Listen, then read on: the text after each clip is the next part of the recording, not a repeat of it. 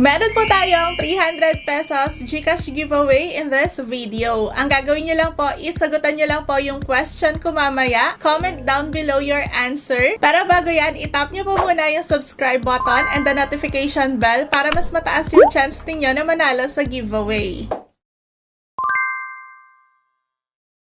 Meron po tayong cash and gadget giveaway at lahat po pwedeng makasali. So, ang gagawin nyo lang po is tap yung subscribe button and the notification bell para lagi po kayong updated. And don't forget po na i-follow nyo po ako sa aking Facebook page, Miss Jen Vlogs, para updated po kayo sa mga announcement ko about dito sa cash and gadget giveaway. So, malapit na po yung live natin. Dapat po present po kayo sa live para qualified po kayong manalo dito sa ating giveaway. In this video ay meron po akong i-share sa inyo na isang bagong application na kung saan pwede po tayong kumita ng pera sa pag-harvest lang sa farm. Kaya kung gusto ninyong malaman kung ano ba itong application na to at kung paano ba tayo kikita ng pera, just keep on watching. This is the application. Pwede nyo po yan i-download sa cellphone. Ilalagay ko po yung download link nyan sa video description. Pagka-tap nyo po ng link, makikita nyo po itong Android. So, itatap nyo po yan para ma-download yung application.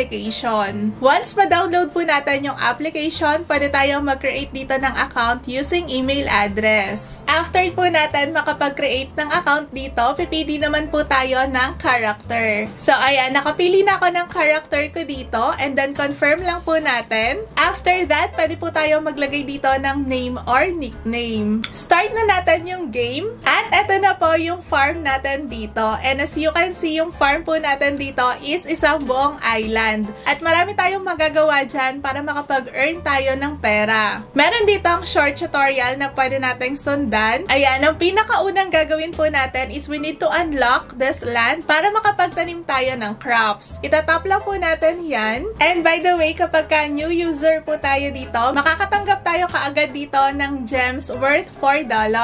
At kapag nag-upgrade ng VIP, makakakuha pa ng extra $5 for free. So, yun yung gagamitin natin para makapag-start tayo na magtanim dito sa farm natin. Meron po tayo dito 400,000 gems. Start na tayo magtanim. So, itatap po natin itong land para ma-unlock. And we need to spend 100,000 gem para ma-unlock po yan. So, confirm lang natin. Ayan, as you can see, nakapag-unlock na tayo ng land dito. Ang next po na gagawin natin is we need to click the land and let's plant blueberry seeds together. Ayan, plant tayo dito. And then after that, i-drag po natin itong blueberry seeds papunta dito sa land. Ayan, nakapagtanim na po tayo ng blueberry seeds. And as you can see, nabawasan na po yung gems natin dito kasi every time po na mag-unlock tayo ng land, magtatanim tayo, kailangan po natin mag-spend ng gems. Ayan, unti-unti pong lumalaki yung tinatanim natin na blueberry dito. So, meron pa tayong isang lot or isang land na pwede natin i-unlock. Tapo ulit natin yan. Ayan, confirm.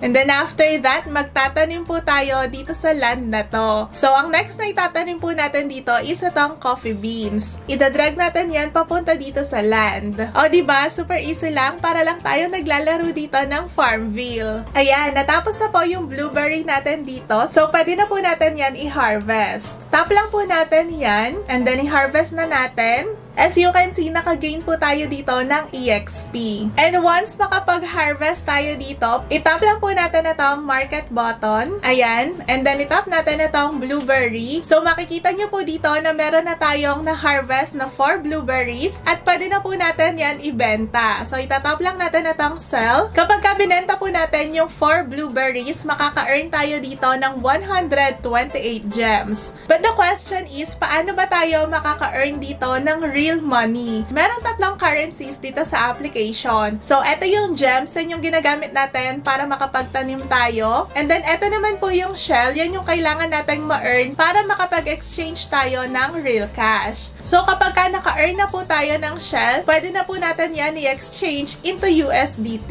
So, paano nga ba tayo makaka-earn dito ng shell? Meron pang mga crops na kapag tinanim natin, ang ma-harvest po natin is shell. Punta tayo dito sa lobby. lobby. Ayan, makikita nyo po yung mga crops na pwede natin itanim dito. Ito naman yung mga seeds na kapag tinanim po natin, shell na po yung ma-earn natin dito. Kapag nagtanim tayo ng corn, makakapag-harvest tayo ng 0.4 shell. Ganun din dito sa carrots, ayan, peanuts, strawberries, at marami pang iba. And kapag nag-alaga naman po tayo ng mga farm animals, ayan, kapag nakapag-harvest tayo ng eggs, mabibenta po natin yan in exchange po ng shell. Pero syempre, makakabili lang po tayo ng mga seeds na yan gamit din po yung shell. So, para makakuha tayo ng shell, itap lang po natin itong plus sign. Ayan, pwede po tayo mag-exchange ng USDT into shell. Meaning, kailangan po natin mamuhunan dito sa application na to. Pero take note lang po, bago kayo mamuhunan dito sa application, pag-aralan nyo po munang mabuti itong app na to at huwag nyo pong gagayahin yung gagawin ko dahil mamumuhunan lamang po ako dito para magawan ko ng review itong application. So, ang exchange rate po ng USDT into shell, 1 USDT is equivalent to 100 shell at yung 101 shell naman po is equivalent to 1 USDT. So, ang rate po ng 1 USDT is 55 to 56 pesos. So, itatry ko pong mag-add ng USDT dito. Tap natin itong plus sign. Pwede dito mag-recharge ng USDT using TRC20 network. Ikakopy ko lang po itong wallet address. And then after that, gagamit po ako ng Binance para makapag-recharge ako dito. Dito sa Binance, itapo natin itong spot. Ayan, and then mag-withdraw ko dito ng USDT papunta po doon sa application. So, dito ko po ipipaste yung wallet address na kinapi ko kanina. And dito ko po ilalagay yung amount na i-recharge ko doon sa app. And after that, itatap ko lang po itong withdraw. Ayan, nandito na yung 500 USDT na ni-recharge ko po dito. So, ang next na gagawin ko po is i-exchange ko yung USDT into shells. Ayan, itatap ko po itong plus sign. So, dito po sa exchange button, pwedeng mag-exchange ng USDT into shell. And then, kapag tinap po natin itong swap button, pwedeng mag-exchange naman ng shell into USDT. Pero ang gagawin ko po, mag-exchange muna ako ng USDT into shell. And then, itap lang po natin itong submit. Upgraded na po sa VIP 1 yung account ko dito. So, ang ginawa ko po para makapag-upgrade ng VIP 1, after ko ma-exchange yung USDT into shells, kailangan po makapag-exchange ng shells into gem. So, nag-exchange ako dito ng 3,200 shells into gems. Kaya na-upgrade po sa VIP 1 yung account ko dito. So, mag-i-start na ako magtanim dito ng mga crops na pwede kong ibenta in exchange of shell. Tap natin itong land. Ayan, pwede ko nang i-unlock yung isang land dito. And then after that, pwede na po tayo ulit makapagtanim dito. So, eto yung crops na itatanim ko dito. Ayan, drag lang po natin dyan. So, yung tinanim natin na crops kanina, makaka-earn tayo dyan ng 0.05 shell kapag binenta po natin yung na-harvest natin. Kaya hintayin po natin yan na ma-harvest. So, para ma-unlock po itong another land dito, kailangan pong makapag-upgrade ng VIP 2. So, mag-upgrade ako dito ng VIP 2. Ganun na lahat yung gagawin ko. Ipapalit ko yung shells ko into gems. Ayan, dito sa exchange section. So, exchange lang tayo ng 11,400 shells. And that's it. As you can see, upgraded na po yung account ko dito into VIP 2. So, pwede ko na po ngayon lock itong isa pang land dito. Ayan, confirm lang natin. And after that, pwede na po tayong makapagtanim pa ng another crops dito. So, pwede na ako magtanim dito ng corn. Yan, drag lang natin dito yung corn and hihintayin ko lang po yan na ma-harvest. And while we are waiting po na makapag-harvest dito, pwede naman tayong mag-alaga ng farm animals dito sa kabilang side. So, ayan, i-unlock po natin itong land na to. Ayan, meron na tayo ditong barn na pwede natin lagyan po ng animals. So, kung mag-aalaga po ako dito ng duck, kailangan ko po dito ng corn para makapag-breed tayo. So, mag-harvest tayo ng corn dito sa tinanim natin na land. Ayan, hintayin lang po natin yan na ma-harvest.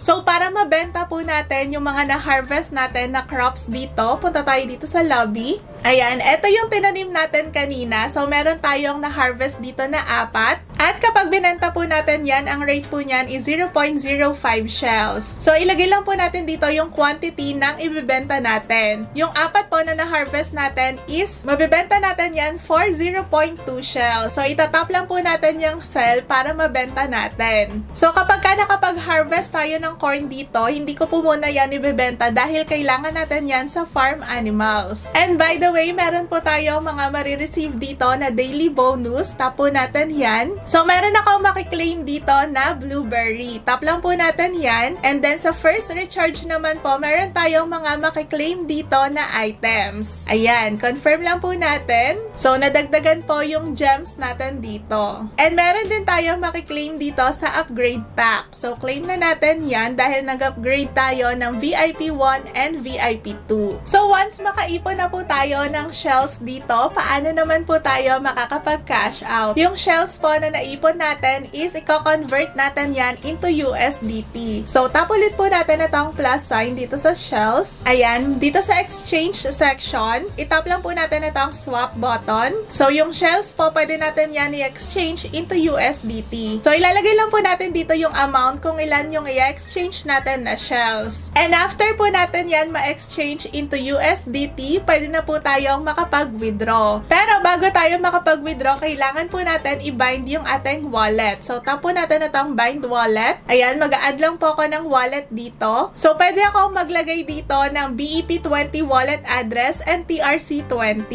Ibe-paste ko lang po dito yung aking wallet address and then tap add wallet. After natin makapag-bind ng wallet, pwede na po mag-withdraw ng USDT dito. So, itatap lang po itong plus sign dito sa USDT button. And then after that, tap lang po itong withdraw. So, ang minimum amount to withdraw po dito is 10 USDT. Maximum 10,000 USDT. So, ilalagay lang po dito yung withdrawal amount kung magkano yung i-withdraw. Meron lang pong fee na 5%. And then after that, itatap lang po itong submit. Uulitin ko po, wag nyo po akong gagayahin dahil namuhunan lang po ako sa application na to para magawan ko ng review. At alam nyo naman po na yung mga ganitong klase ng application, hindi po natin sigurado kung hanggang kailan po yan tatagal. Kaya I suggest pag-aralan nyo po muna yung mabuti bago ninyo subukan itong app na to. And ayun nga, pwede naman tayo maka-earn dito ng libre gamit yung new user bonus. Yun nga lang, kailangan po ma-reach po yung 10 USDT bago makapag-withdraw. Before we proceed, ang question po natin for today's video, mahilig ka din bang maglaro ng Farmville? Comment down below your answer and don't forget na itap po yung subscribe button para mas mataas yung chance ninyo na manalo sa giveaway. Para sa mga new users, makakakuha ng free gems worth $4 at kapag nag-upgrade ng VIP, makakakuha pa ng extra $5 for free. So, ang gagawin lang po para makakuha tayo ng free gems, kailangan lang natin mag-message sa customer service ng Waterfall Farm. So, itap nyo lang po yung Telegram link ng kanilang customer service and then mag-send lang tayo ng message dito. Pwede po natin sabihin, I want to receive my new user bonus. And then tap send lang po. So, ganun lang kadali para makareceive ng libreng gems worth $4. And that's it for today. Sana meron po kayong natutunan sa video natin. Thank you for watching and see you in our next video.